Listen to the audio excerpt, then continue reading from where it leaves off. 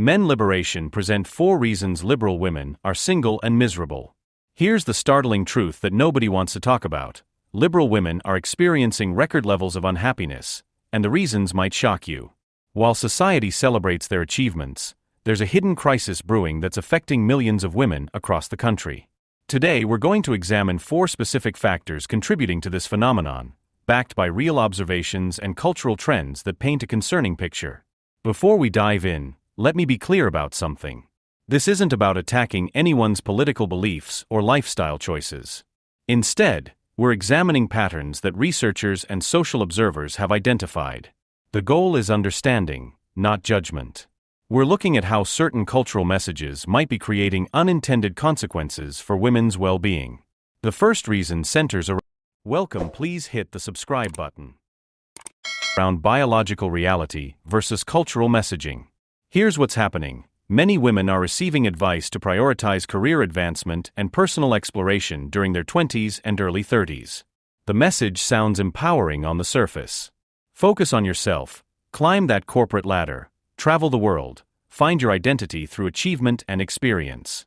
But there's a biological clock ticking that doesn't care about cultural trends or career ambitions. Women have approximately 20 years of peak fertility, roughly from their late teens to late 30s.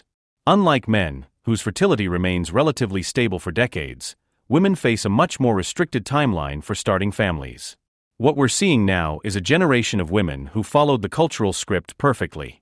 They pursued advanced degrees, built impressive careers, and delayed family formation. But now, in their mid to late 30s, many are discovering that the opportunities they had for marriage and motherhood in their 20s have largely disappeared. The biological reality they were told to ignore is now impossible to dismiss. The psychological impact is devastating. These women often report feeling like they've been deceived by the very messages that were supposed to empower them.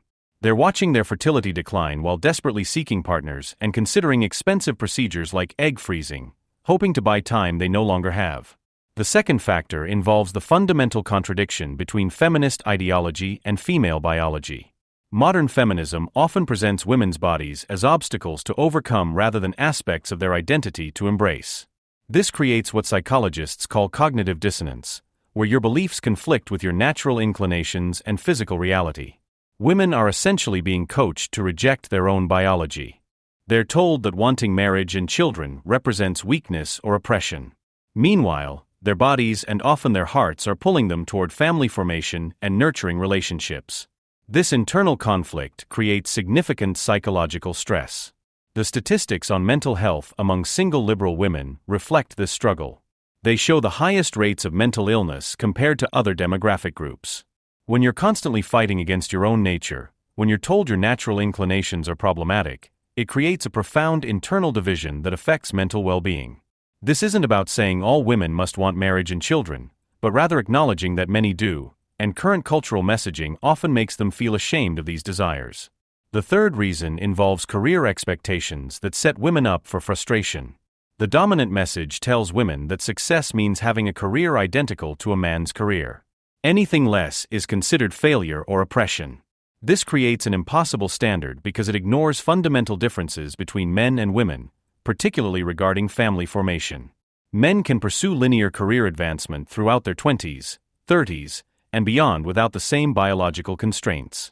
They can become fathers at 40 or 50 with minimal impact on their fertility.